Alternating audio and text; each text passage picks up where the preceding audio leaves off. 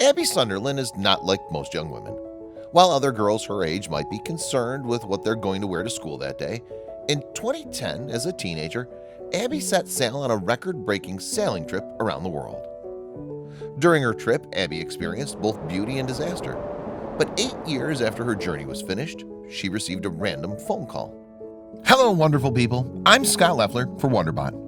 And here is A lost boat resurfaced 8 years after it went missing, with a strange message.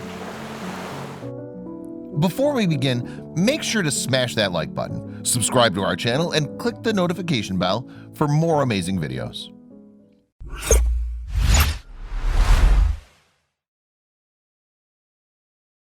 In 2010, 16-year-old Abby Sunderland came out to do something no one her age had ever accomplished. She came from a family of sailors and wanted to sail around the world on a solo trip. Her brother Zach was a significant motivator, and the year before, he became the first person under 18 to complete the journey. Even though she was surrounded by the right people and had her brother to look to for advice, it was still a daunting mission. Abby had dreamed of setting the record her whole life. Yet, even at the young age of 16, she had already logged hundreds of hours out of the water with her father, mother, and the rest of her family. However, it was her dad who gave her the toughest training in order to prepare her for the trip.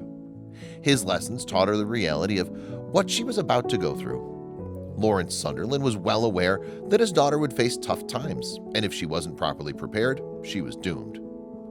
Abby's mother, Mary Ann Sunderland, commented, "Could there be a tragedy? Yeah, there could be. But there could be a tragedy on the way home tonight, driving with her friends in the car."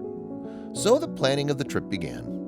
Abby knew she was lucky to have such supportive parents by her side, or the trip wouldn't have been possible without their help. Now all she wanted to do was make them proud.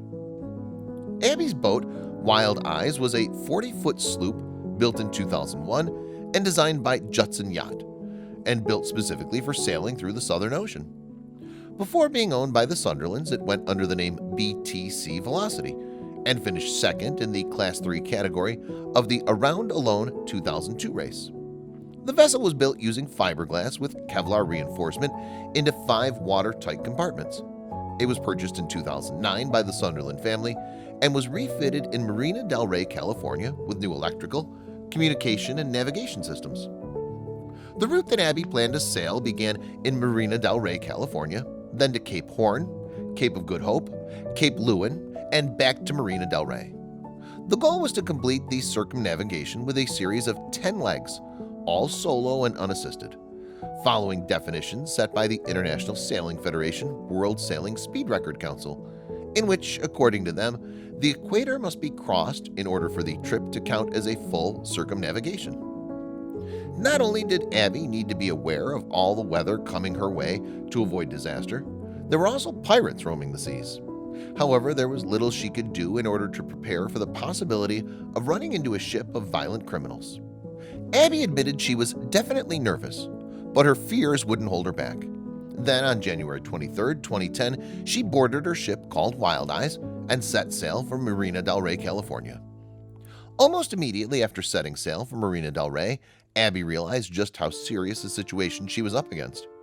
Even though she'd had plenty of experience on the open ocean, being by herself presented a whole new set of problems. In an interview that took place over 100 days since she first set out, Abby admitted that a massive wave struck her ship at one point and that wind was becoming an increasing problem. Sail World took note of Abby's departure time, stating, "While she will round the Horn in the height of summer when conditions could be the best they can be, her delayed departure means that by the time she sails south of Australia, the weather will be approaching autumn and the weather will be deteriorating." However, even after being warned about the weather, Abby felt that it was too late to back out at this point. At one point, howling gusts of wind ripped through one of her sails and water flooded the engine. Luckily for Abby, she was able to handle both problems, but Wild Eyes was taking some serious damage. However, although Abby was disappointed, she was eventually forced to give up. When she knew that all hope was lost, she hit her emergency beacon, and French and Australian searches and rescue authorities came to the rescue. Luckily, she had all the supplies if they couldn't get to her immediately. On the morning of June 10, 2010, Abby was sailing in high winds and suffered multiple knockdowns in a remote area of the Indian Ocean, around 2,000 miles west of Australia. Abby then lost satellite phone contact. The nearest known was about 400 miles away from her electronically reported position. Her beacon position at the time was published as 40 degrees 48 minutes 0 south, 74 degrees 58 minutes 0 east, around 2,000 nautical miles west-southwest of Perth. The following morning, an Australian Maritime Safety Authority sent a chartered passenger jet to the area with 11 trained SES air observers and an FESA officer on board. The plane had a 4,700-mile round trip from Perth to Abby's boat, which was almost too far for the crew to reach. Brief radio contact was made with Abby, who said that she had righted the boat and was uninjured. Abby's mother said that the pilot of the search plane told her that the boat had most likely been hit by a rogue wave. The area where Abby was found is rarely visited by merchant ships or other sea traffic, so the Australian Maritime Safety Authority's Rescue Coordination Center then sent 3 ships to the scene. Abby was then rescued by the French commercial fishing vessel Le de la Réunion in the afternoon of June 12, 2010, although it didn't go off without a hitch. The rescue took place during rough seas, with the captain of the French fishing boat falling into the water and having to be saved as well.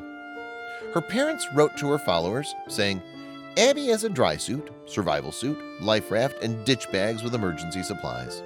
If she can hang on and keep warm, help will be there as soon as possible." After a long 13 hours, the rescue teams finally arrived at Wild Eyes. Although the boat was bobbing upright in the water, the rigging was a mess. Abby was then taken to a nearby island where she was met with quite the surprise. Unfortunately, the French and Australian taxpayers had to pay for Abby's rescue mission, with the Australian government confirming that neither Abby nor her family could be billed for the expenses. The cost is assumed to be around $300,000 in Australian currency, with some criticizing Abby's team's lack of financial help.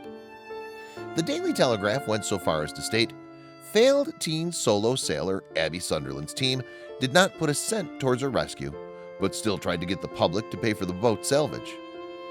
To Abby's shock, her brother Zach was waiting on the island for her. Not only did he fly to Reunion Island to commend her for her bravery, but he also brought her much-needed supplies, like fresh clothes and a hairbrush. Now it was time to go back to California. While Abby was happy to be back on land and out of the grip of the ocean, she missed the memories such as racing along, surfing down giant swell, and sitting on the deck and watching the sunset. Of course, Abby's parents, Lawrence and Marianne, felt sorry that their daughter had to give up on her dreams. However, they were just relieved that Abby hadn't been badly injured. Unfortunately, the same couldn't be said for her ship, Wild Eyes, which she was forced to abandon at sea. The ship had been through so much that it was left floating in the ocean, which was a decision that the rescuers were forced to make. Abby assumed her boat was long gone. Then, 8 years later, the Sunderland family was contacted by authorities who noticed then that a tuna spotting aircraft saw a yellow yacht flipped upside down off the coast of Australia's Kangaroo Island. Yet when they towed it in, the boat's name stood out. It turned out to be Abby's ship. An oceanographer named David Griffin theorized that the ship very well might have circumnavigated the entire world over all those years. Therefore, Abby may not have completed the journey, but Wild Eyes did. After Abby's rescue, it was reported by the New York Post that after Abby set sail for Marina del Rey, her father signed a deal with Magnetic Entertainment for a television show about his family titled Adventures in Sunderland. He later commented on the potential project, saying, "The show might be about family. It might be about Abigail's trip. It's something that was shopped around." The family later wrote on their blog that the show was shopped and not sold. There's no reality TV show or documentary in the works, and we will not be pursuing one. Although the reality show fell through, Abby was the subject of a documentary film produced and directed by her father, titled Wild Eyes, The Abby Sunderland Story. The film was released on September 8, 2011. On top of the documentary, Abby also released a book co-written by Lynn Vincent about her experience titled Unsinkable, A Young Woman's Courageous Battle on the High Seas. The book was released on April 12, 2011, which resulted in Abby traveling the country for book signings. Incredibly, Abby still managed to travel 12,000 miles before she was forced to be rescued, which is still an amazing feat. Fortunately for her, the emergency beacon worked. Otherwise, she may have ended up like the 2 women that were aboard the Sea Nymph. Abby now lives in Centerville, Alabama with her husband, a U.S. Navy sailor named Justin T. Sims, whom she shares 3 children and plus one on the way.